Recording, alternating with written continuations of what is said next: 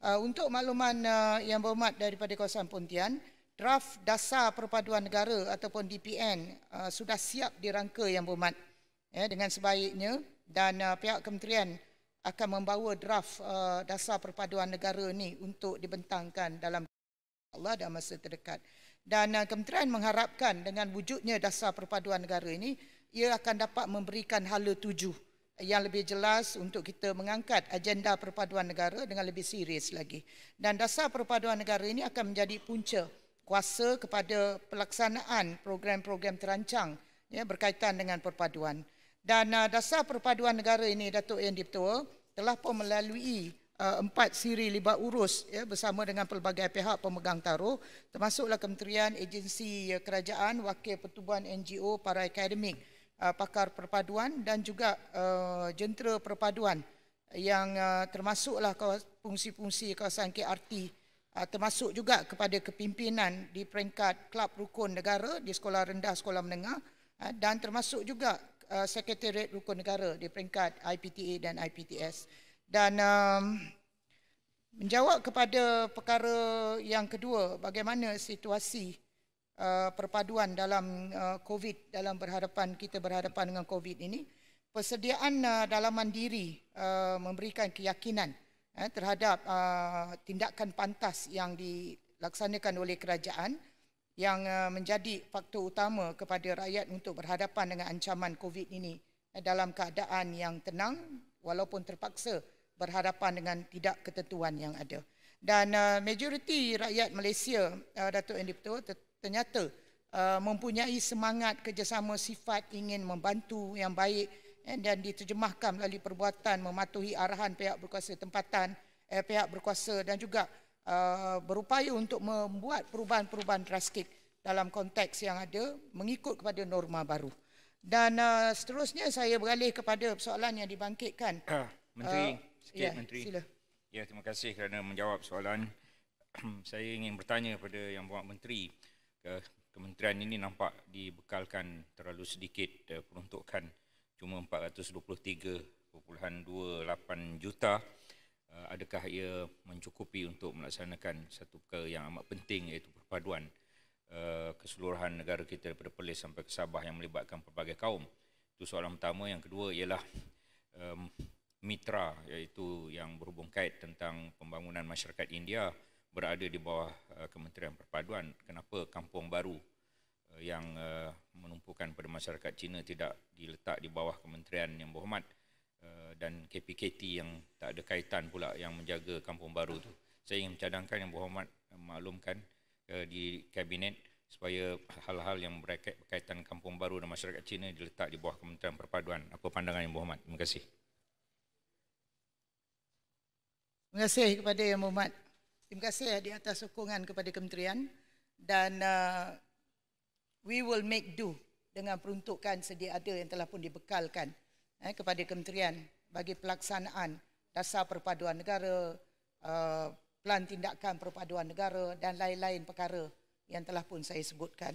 Dan mitra di bawah Kementerian Perpaduan Negara, dan juga disediakan peruntukan sebanyak 100 juta untuk tahun 2021. Dan kampung baru yang berhormat daripada kawasan Pontian, kampung baru ni sebenarnya daripada asal pun memang di bawah Kementerian Perumahan dan Kerajaan Tempatan.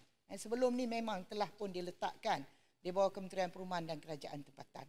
Dan sekiranya cadangan yang dikemukakan oleh Yang Berhormat ini mahu diambil kira oleh kerajaan untuk letakkan pula kampung baru di bawah Kementerian Perpaduan Negara, kerana mitra bagi masyarakat India ada diletakkan di bawah Kementerian Perpaduan Negara, saya akan menerima apa juga keputusan yang akan dibuat oleh pihak kerajaan. Terima kasih kepada Ahli Yang Berhormat.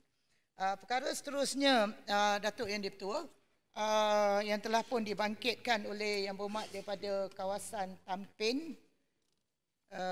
Okey, terima kasih Yang Berhormat, jauh no kat belakang. Perkara yang dibangkitkan oleh Ahli Yang Berhormat daripada kawasan Tampin ni tentang plan strategik perpaduan negara dirancang bila akan buat apa program, bagaimana akan dilaksanakan. Saya ingin memaklumkan kepada Yang Berhormat daripada kawasan Tampin, pihak kementerian Datuk Yang di-Pertua sedang dalam peringkat akhir untuk kita menyiapkan Pelan Tindakan Perpaduan Negara bagi tahun 2021 hingga tahun 2025. Dan strategi program yang sedang dirangka ini adalah merupakan sesuatu yang spesifik konkret supaya kita dapat teruskan agenda perpaduan negara.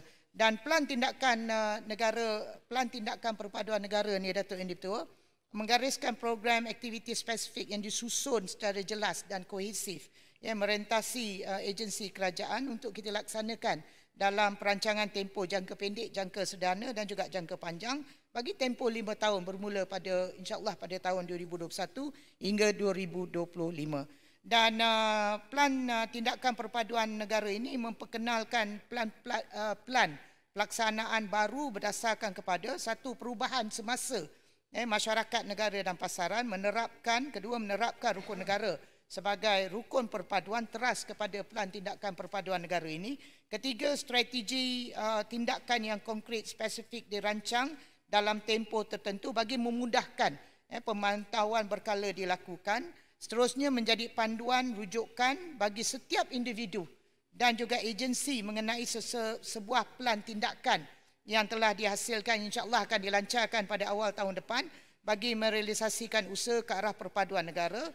Dan yang akhir sekali ialah memudahkan tindakan intervensi bagi maksud penambahbaikan lagi kepada pengukuhan perpaduan yang ada. Dan saya dah sebut tadi, PTPN ni dia bersifat spesifik, inklusif, holistik, bakal memandu pelaksanaan hala tuju negara, merentasi kepada kepelbagaian agensi dan kerajaan. Dan maka kerana itu kita harap supaya dengan pelaksanaan Pelan Tindakan Perpaduan bagi pada awal tahun 2021 ini diharap dapat menjiwai semangat terkini dalam negara, dalam masyarakat majmuk yang ada. Dan pelan ini yang berhormat diolah sesuai mengikut kepada acuan Malaysia, iaitu mengutamakan individu, keluarga, komuniti untuk kita perkukuhkan lagi ikatan perpaduan itu. Seterusnya saya ingin beralih kepada persoalan yang dibangkitkan oleh Yang Berhormat daripada kawasan Parit Bunta. Ada Yang Berhormat? Tak ada. Okey, kalau tak ada, Datuk Yang di-Pertua, saya akan berikan jawapan ini secara bertulis. Maka dengan itu saya mengakhiri penggulungan saya dan saya ucapkan terima kasih kepada ahli-ahli Yang Berhormat yang telah pun mengambil bahagian. Terima kasih Datuk Yang di-Pertua. Assalamualaikum warahmatullahi wabarakatuh. Salam. Terima kasih Yang Berhormat Menteri. Seterusnya saya ingin mempersilakan Yang Berhormat Menteri Pertanian dan Industri Makanan. Terima kasih Tuan Yang di-Pertua. Seramai 28 ahli Yang Berhormat telah membangkitkan perkara yang menyentuh bidang kuasa Kementerian Pertanian dan Industri Makanan MAFI dalam perbahasan 2020 peringkat dasar. Seramai 14 daripada ahli Yang Berhormat mengambil bahagian membangkitkan isu berkaitan peruntukan serta hala tuju kementerian. Seramai 9 orang membangkitkan isu padi dan beras dan selebihnya membangkitkan isu tanaman, kebajikan haiwan dan juga akuakultur.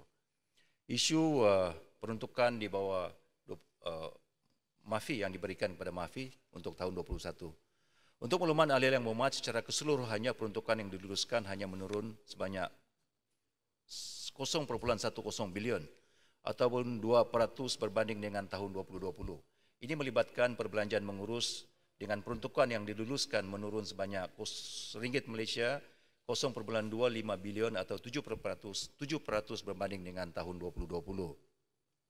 Penurunan di bawah perbelanjaan mengurus disebabkan pengurangan terutamanya bagi peruntukan yang melibatkan emolumen dan pembelian aset. Manakala bagi perbelanjaan pembangunan, peruntukan yang diluluskan bertambah sebanyak Ringgit Malaysia 0.15 bilion atau bersamaan dengan 11% berbanding dengan tahun 2020. Walaupun terdapat pengurangan bagi peruntukan mengurus, Kementerian akan terus memainkan peranan penting dalam melaksanakan belanjawan 2021 dengan efektif bagi memastikan sektor agromakanan terus positif di setiap peringkat rantaian makanan. Peruntukan yang telah diluluskan kepada Kementerian ini juga mencukupi bagi tujuan pelaksanaan projek pembangunan yang sedia ada dan projek-projek yang baru.